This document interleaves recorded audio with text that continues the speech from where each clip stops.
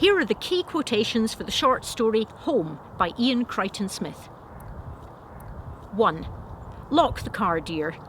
This instruction is given by Jackson's wife to her husband when they arrive at the tenement in the rundown area of Glasgow where they used to live. She is uncomfortable in this setting now and acutely aware that their black, polished car will attract unwelcome attention in the neighbourhood. Unlike her husband, she doesn't trust the locals, whom she considers to be from a lower social class. 2. The town had changed a lot since they had left it. Glasgow in general, and the area where the tenements are located in particular, have changed significantly in the 35 years since the Jacksons emigrated to South Africa. Smaller shops have been replaced by supermarkets flexing their huge muscles, and people are being moved from the tenements to huge, featureless estates. These changes highlight how the sense of community is being eroded in Glasgow. 3. The Lovers' Lane had disappeared. This is another sign of the community being eroded, as the name Lovers' Lane suggests social contact, companionship and even intimacy. But the lane has been removed, just as these qualities are disappearing from the community and the people who live in this part of the city.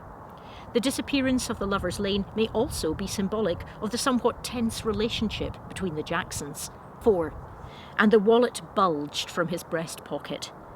The fact that Mr. Jackson's wallet is kept in his breast pocket shows that it's physically close to him, and it highlights that money and social status are what matter to him, in fact to both the Jacksons.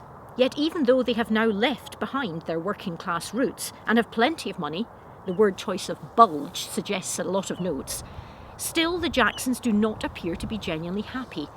Perhaps there's a message there for all of us. 5. He wanted to tell someone how well he had done. Jackson is desperate to return to the place where he used to live in very humble circumstances and to show off, just as he did when climbing to the top of the statue in his youth.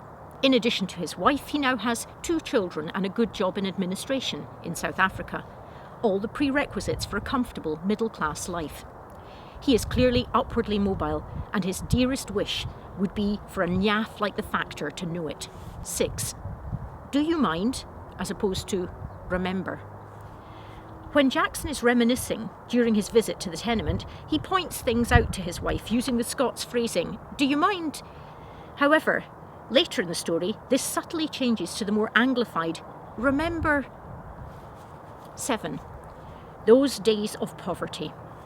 This phrase establishes the conditions in which Mr. and Mrs. Jackson grew up and contrasts it with their current wealth.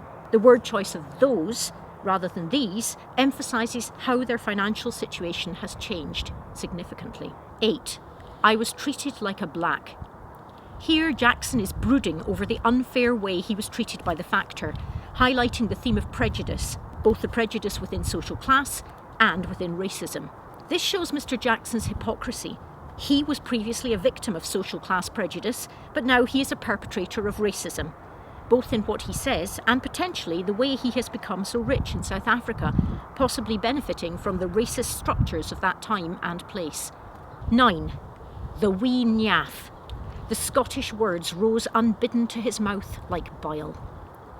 While visiting the tenements, Mr. Jackson's language slips back into Scots dialect. This highlights to the reader that this is where he comes from. It is his home. However, he later rejects these words, as seen here when he compares them to bile. Just as bile is a bitter substance produced by the liver to aid digestion, which can sometimes rise up one's throat, causing a burning sensation, so too Mr. Jackson feels as if uttering words of dialect actually causes him physical discomfort now. This change is also seen elsewhere in his shift from mind to remember, and it accentuates his rejection of these Glasgow tenements as his home. Instead, he chooses Africa. 10. Blacks weren't like us. Here once again, Crichton Smith uses the technique of irony to highlight that Jackson appears oblivious to the similarities between the way he was treated by the Factor and the way in which black people are being treated in his new homeland, South Africa. He feels angry that he was victimised, recalling how wretched he felt. Yet he fails to acknowledge that he has anything in common with people who are being treated far more cruelly in the 1970s than he was 35 years previously. 11. The interior of the cinema came back to him in a warm flood. This is one of the moments when Jackson experiences genuine nostalgia for the place where he used to live. he reflects fondly, as suggested by the word warm, on his visits to the cinema, or flicks as they were called then, with his now wife, and a feeling of sentimentality washes over him. 12. He heard the mice scuttering behind the walls. This is a reference to vermin infestations in the tenements, and a reminder to the reader about the dirty, appalling living conditions there. Jackson hears the mice, a sound evoked effectively by the onomatopoetic word choice of scuttering here, while he's watching a neighbour dying. The tenement flats are so damp that there seem to be drops of perspiration on the walls. 13. You didn't even have proper table manners when I met you. This is the ultimate put down by Mr. Jackson. He suggests to his wife that she comes from such a low social class before she met him that she didn't even have basic manners or know how to eat properly at a table. His comment is highly offensive and hurtful, so unsurprisingly, his wife removes herself to the car at this point in the story. However, let's not forget that she has previously called him lazy and claimed he wouldn't have succeeded without her, so their relationship does not appear particularly harmonious, making us wonder if they simply stay together for the sake of appearances. 14. Surrounded by a pack of children. An empress surrounded by prairie dogs. Jackson's colonial tendencies and links with Africa surface here again when he sees his wife surrounded by the local children from the tenements. The fact that they are described as a pack is animalistic, reducing the youngsters from this poor area to the status of dogs, while his wife is elevated to the status of a glorious ruler of an empire, as befits her superiority. 15. Get out of here, Daddy, before we cut you up.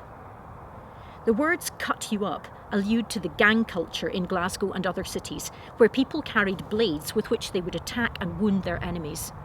It also shows the hostile attitude of the locals towards Mr. Jackson. He is no longer one of them. 16. Tourist. This blunt statement, uttered or spat by Mickey, the one with the curving moustache, reinforces that Mr. Jackson no longer belongs in these Glasgow tenements. They are no longer his home. He is merely a visitor from another place, hence tourist, here on a brief visit before he returns home to Africa. 17. I wish to God we were home. Perhaps it is Mickey's tourist label that finally allows Jackson to acknowledge that these Glaswegian tenements are no longer his home. Instead, he feels a strong desire, as demonstrated by his call to God, to return to where he now belongs, South Africa. 18. Now she was smiling and trailing her fur coat. Mrs. Jackson's mood improves greatly when she arrives at the fancy, expensive hotel at the end of the story.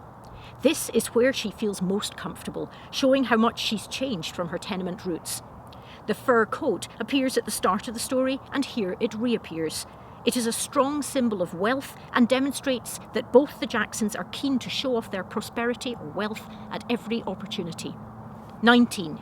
He took out a cigar to show who he was. A cigar is a symbol of wealth and luxury, and here Mr. Jackson takes one out to smoke at the hotel, not just for his own enjoyment, but mainly to show those around him that he has the wealth to be able to enjoy such luxuries. The fact that he believes that wealth makes up his whole identity, as suggested by the words who he was, is very telling, and this emphasises how inextricably linked his persona is to money and status. Given that smoking a cigar is generally viewed as masculine behaviour, perhaps Jackson wants to reassert his control, having essentially been chased out of the tenement. 20. To have found one's true home was important after all. This is the first sentence of the final paragraph of Home, and it sums up one of the central concerns of the story, namely that home can be more a mindset than an actual physical location. Jackson thinks that his sentimental journey will be fulfilling because he is going home to show off his new wealth and status. But the people now living in the tenements are not impressed. Both Jackson and his wife clearly only feel at home when they are with other people who share their priorities of money, materialism and status. Thank you for watching this video and hope you found it useful. See you next time. In other videos on Home, we look at an overview and key themes from the story. If you found this or any of our other videos useful, it would be great if you could subscribe to the YouTube channel. Thanks for your support.